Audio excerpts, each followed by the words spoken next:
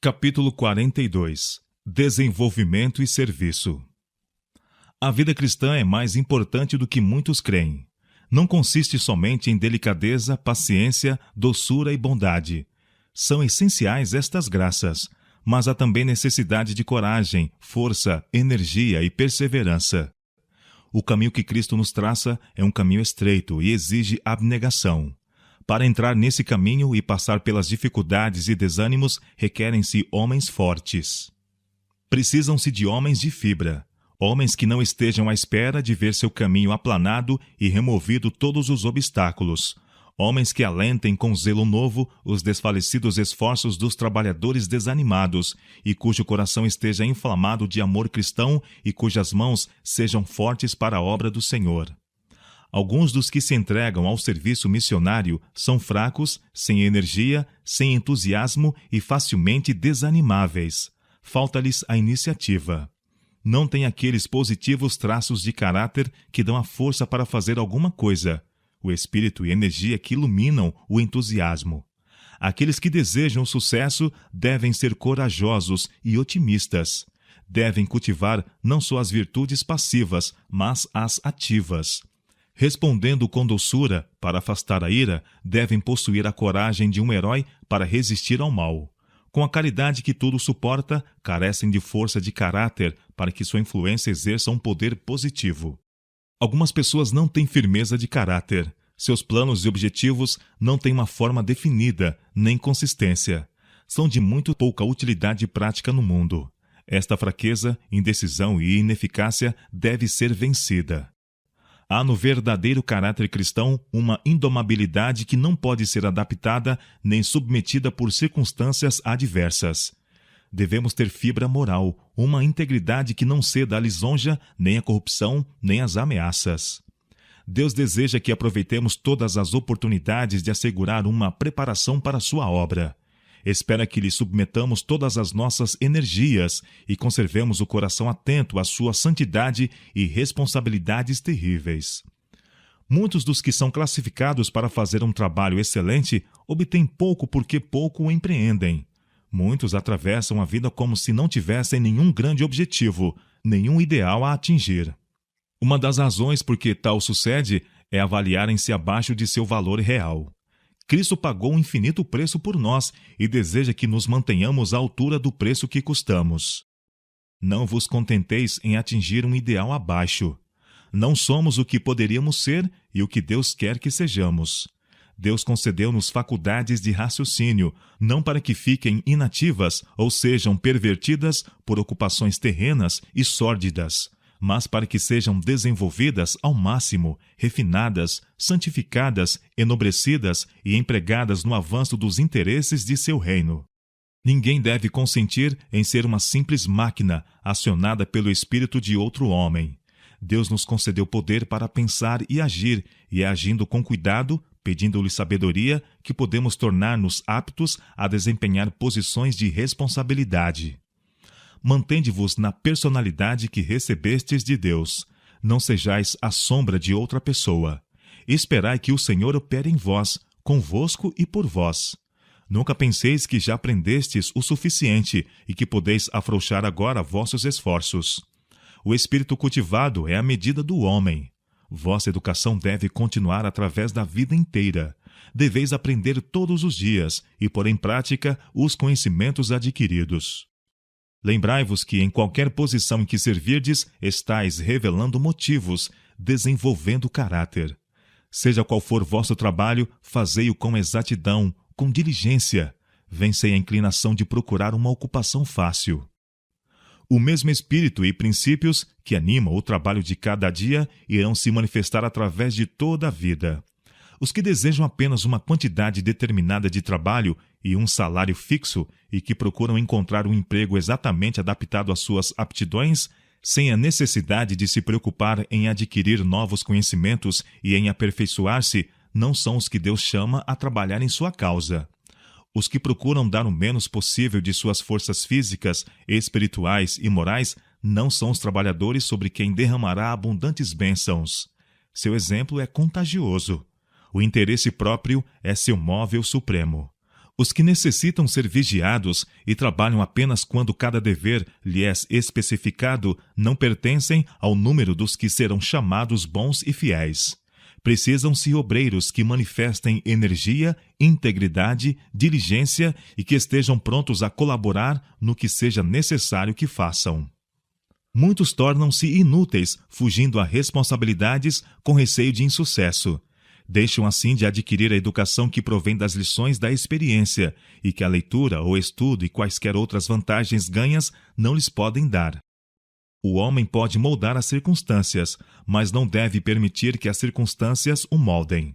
Devemos aproveitá-las como instrumentos de trabalho, sujeitá-las, mas não deixar que elas nos sujeitem.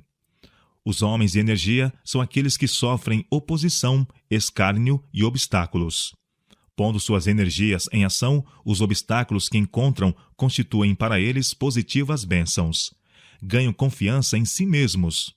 Os conflitos e perplexidades provocam o exercício da confiança em Deus e aquela firmeza que desenvolve a força. Cristo não fez um serviço limitado, não mediu trabalho por horas. Seu tempo, seu coração, sua alma e força foram dadas ao trabalho para o bem da humanidade. Passava os dias em trabalho fatigante. Transcorria longas noites prostrado em oração, pedindo graça e paciência para poder fazer um trabalho mais amplo. Com fortes gemidos e lágrimas, dirigia suas petições ao céu para que fosse fortalecida a sua natureza humana, a fim de poder estar preparado a lutar contra o inimigo e fortalecido para cumprir a missão de melhorar a humanidade. Cristo disse aos seus obreiros: Eu vos dei o exemplo, para que, como eu vos fiz, façais vós também. João capítulo 13, verso 15. O amor de Cristo nos constrange, dizia Paulo. 2 Coríntios capítulo 5, verso 14. Tal era a norma que dirigia a sua conduta. Se alguma vez seu ardor no caminho do dever enfraquecia por momentos, um olhar para a cruz lhe fazia cingir de novo os rins do seu entendimento e o impelia no caminho da abnegação. Nos trabalhos pelos irmãos, contava com a manifestação de infinito amor do sacrifício de Cristo, com o seu poder de subjugar e convencer os corações. Quão vibrante e tocante é o apelo! Já sabeis a graça de nosso Senhor Jesus Cristo, que, sendo rico, por amor de vós, se fez pobre, para que pela sua pobreza enriquecesseis. 2 Coríntios capítulo 8, verso 9. Sabeis a altura de que ele desceu, a profundeza de humilhação a que se sujeitou. Seus pés caminharam na senda do sacrifício e não se apartaram dela até que deu sua vida. Para ele não houve descanso entre o trono do céu e a cruz. Seu amor pelo homem levou-o a aceitar todas as indignidades e a suportar todos os abusos. Paulo admoesta-nos: não atente cada um para o que é propriamente seu, mas cada qual também para o que é dos outros. Filipenses capítulo 2, verso 4. Pede-nos também que possuamos o sentimento que houve também em Cristo Jesus, que, sendo em forma de Deus, não teve por usurpação ser igual a Deus, mas aniquilou-se a si mesmo, tomando a forma de servo, fazendo-se semelhante aos homens. E, achado na forma de homem, humilhou-se a si mesmo, sendo obediente até a morte, e morte de cruz. Filipenses capítulo 2, versos 5 a 8. Paulo ansiava profundamente que a humilhação de Cristo fosse vista e compreendida. Estava convencido de que se os homens pudessem ser conduzidos a considerar o sacrifício estupendo feito pela majestade do céu, o egoísmo seria banido dos corações. O apóstolo se detém demoradamente sobre ponto após ponto para que possamos compreender de alguma forma a maravilhosa condescendência do Salvador a favor dos pecadores. Ele dirige primeiro a atenção para a posição que Jesus Cristo ocupava nos céus, no seio do Pai. Revela-o em seguida renunciando à sua glória, sujeitando-se voluntariamente às condições humildes da vida humana, assumindo as responsabilidades de servo e tornando-se obediente até a morte mais ignominiosa e revoltante e a mais penosa, a morte de cruz. Podemos nós contemplar esta maravilhosa manifestação do amor de Deus sem gratidão e amor e o profundo sentimento do fato de que não pertencemos a nós próprios?